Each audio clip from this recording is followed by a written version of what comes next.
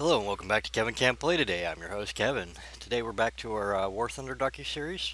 Today we'll be covering the Tupolev ANT-40, otherwise commonly known as the SB 2M-series. And I'm not. I'll give you some.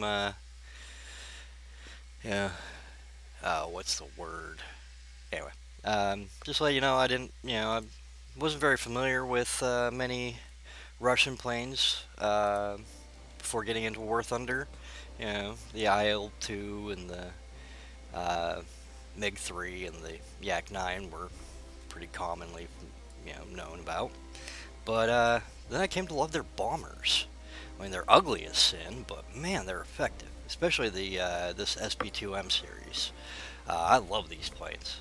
Here we have the SB-2M-103, a little bit earlier version of the plane.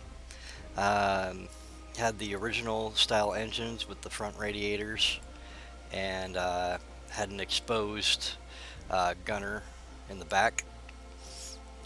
Just kind of want to show you this one to show you kind of what they looked like early on, and then they later came with the later 103 and 105 series with these little bit better engines.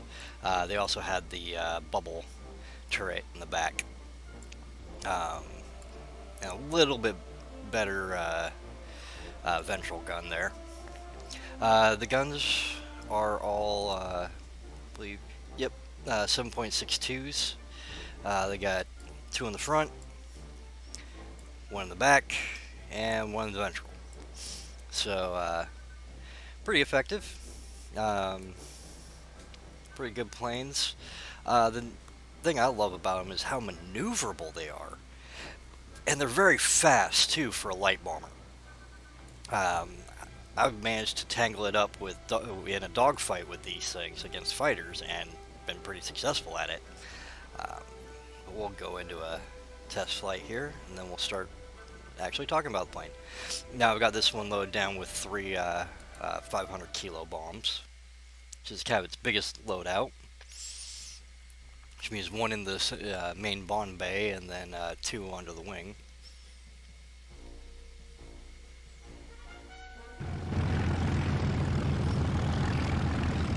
Hear those nice engines rumbling.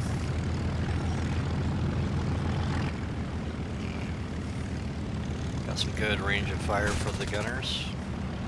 Rear.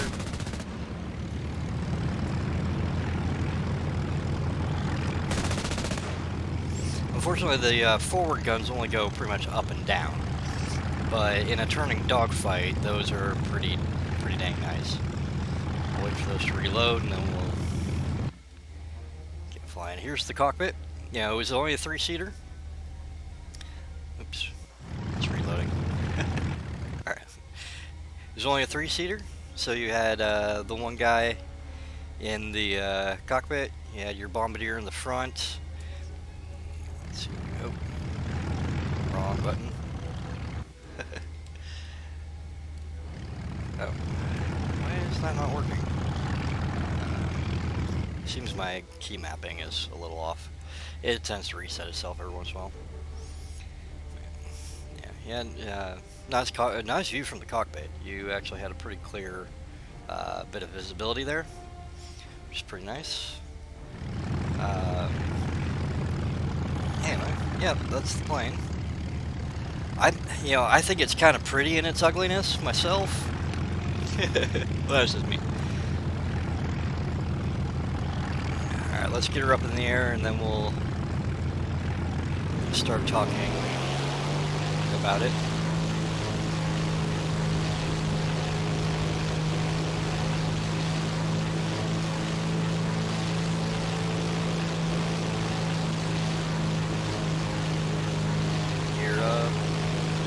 Flaps up. And we'll climb to some altitude. The Tupolev ANT-40, also known by its service name, the Tupolev SB, which is for Skoroznoi Bombardировщик, otherwise high-speed bomber. Was a high-speed, twin-engine, three-seat monoplane bomber first flown in 1934. The Tupolev design was advanced but lacked refinement, much to the dismay of crews, maintenance personnel, and Stalin, who pointed out there are no trivialities in aviation. We'll get more into that a little bit later. Numerically the most important bomber in the world in the late 1930s, the SB was the first modern stress-skin aircraft produced in quantity in the Soviet Union, and probably the most formidable bomber of the mid-1930s. It was produced in the Soviet Union and was also built under license in Czechoslovakia.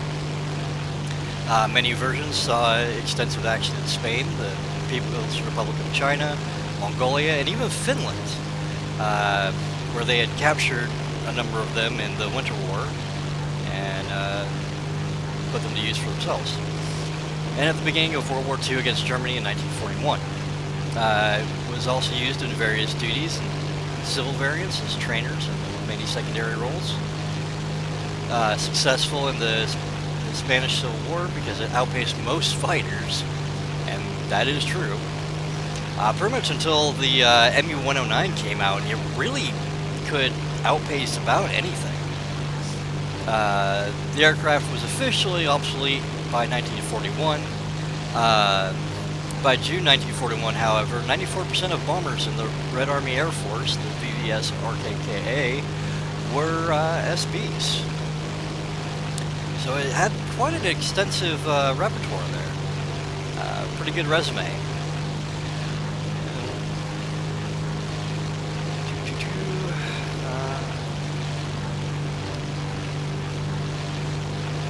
A little bit of interesting trivia. The second Hispano-powered aircraft, the ANT-42, was considered a production prototype,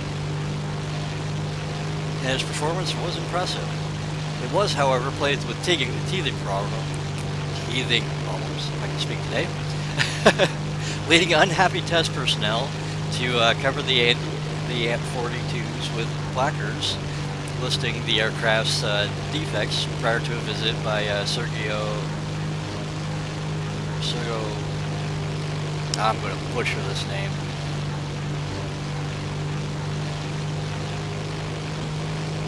Yeah, he was the commissioner for heavy industry. On seeing these placards, he summoned Tupolev to a meeting at the Kremlin to discuss these shortfalls. When Tupolev stated that most of the defects were trivial, Joseph Stalin said, "There are no trivialities in aviation, everything is serious, and any uncorrected triviality could lead to the loss of an aircraft and crew." So while Stalin didn't really care much for his own civilian population, he did actually care a lot for its pilots, and it shows in Russian aviation. One of the interesting things I have found about the Russian planes, especially in the game, is they're actually phenomenal aircraft. Despite the loss ratio that they suffered, the Russian planes were actually phenomenal. I get in this argument a lot on War Thunder, people claiming that the Russian planes are overpowered, OP, ridiculously good, just because the game is a Russian game. However, looking into it, you come to find out that Russian planes were actually amazing pieces of engineering, equaling, if not surpassing, anything that the Americans and British put out.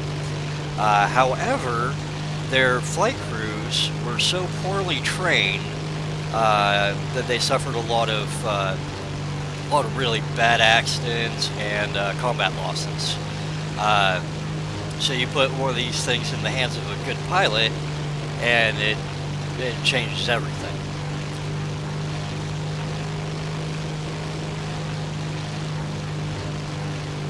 While we're kind of circling around here, we'll talk about some of its operational history, which is fascinating.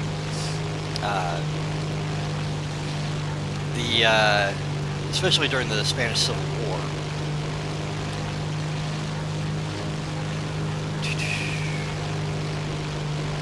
That's not what I was looking at.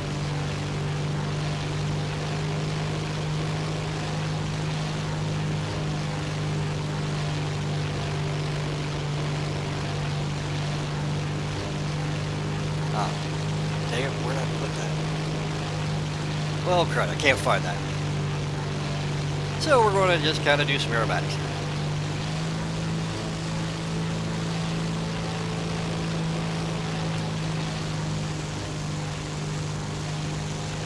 I mean, as you can see, this aircraft, for a bomber, is incredibly maneuverable.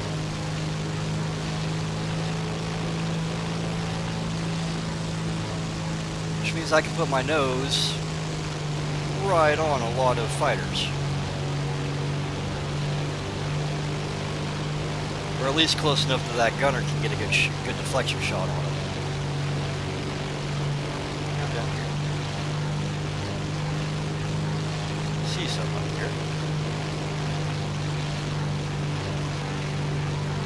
Oh, there it is. It's like a train.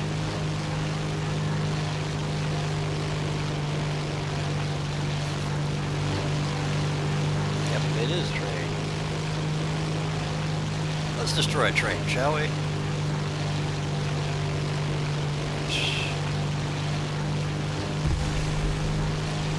Didn't quite hit the logo, but oh well enough.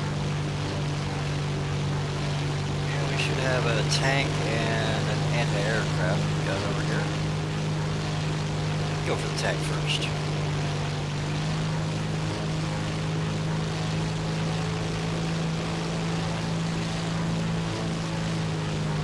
Later on, I'm going to try and actually upload some actual gameplay matches with featuring these planes.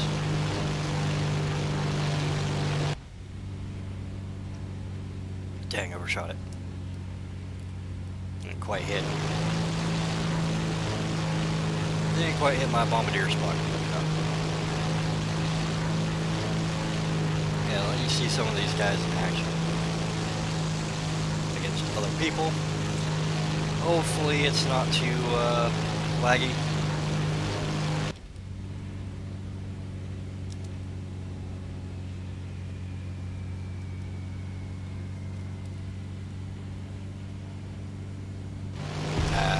Missed.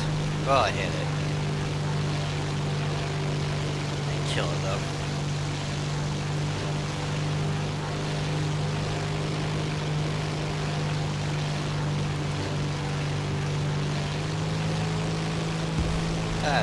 What? I'll let it on fire anyway.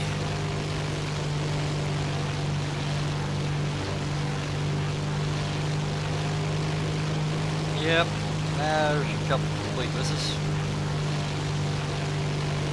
Oh well. Yeah, let's circle on back to the airfield. Anyway, in terms of aircraft on display, oh, it blew up. It caught on fire and blew up. After Stalin's post-war cleanup in the 1950s, many ANT-40s that survived the Second World War were scrapped. In the late 1970s, however,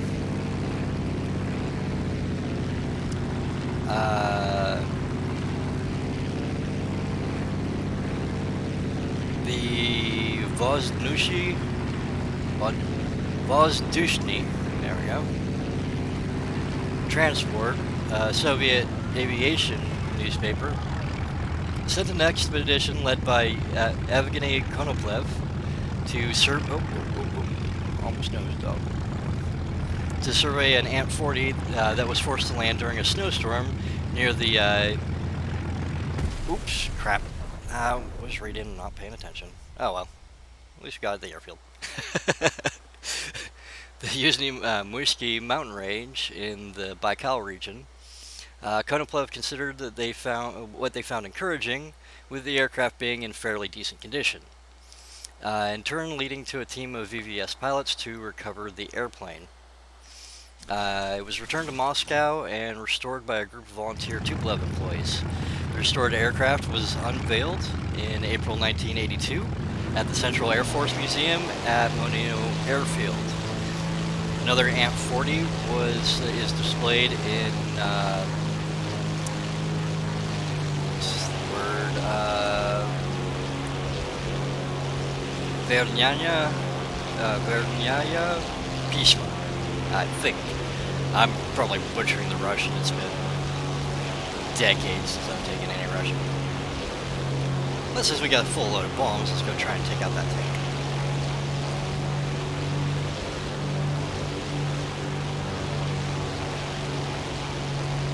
There is a dive bomber version of this plane, the AR-2, I believe, which I think we'll use in some of the gameplay later on. Where's this tank at? There it is.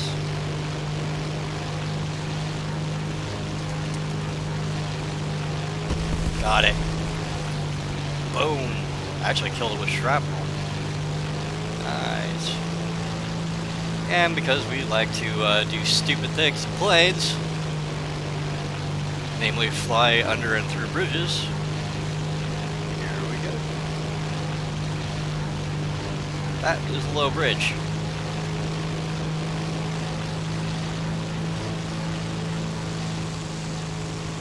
Now let's try even with something. Oh, well, yeah, we aren't far enough away. We're going to look at board distance on that. We got a burnout bridge here. Or it just hasn't loaded in yet.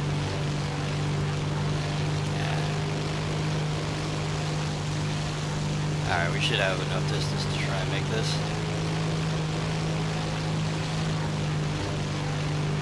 Get a little bit better angle. I actually haven't tried to pass through yet. These. This is going to be tight.